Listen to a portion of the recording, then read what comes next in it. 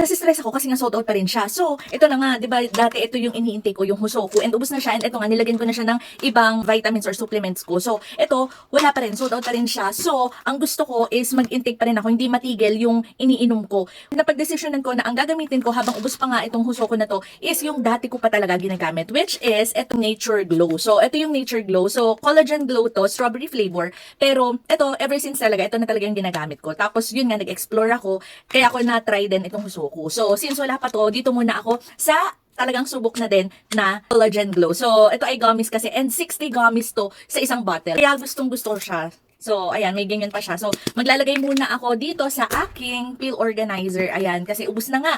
Kaya, mag-aayos muna ako. And again, kung kayo halimbawa ay naubusan na din ng stock ng Husoku ninyo, okay na try nyo din itong Nature Glow. Kasi ako personally, hiyang din naman ako dito. Talaga nag-explore lang ako kung saan ako mas hiyang. Pero again, Nature Glow, try nyo na to, collagen glow.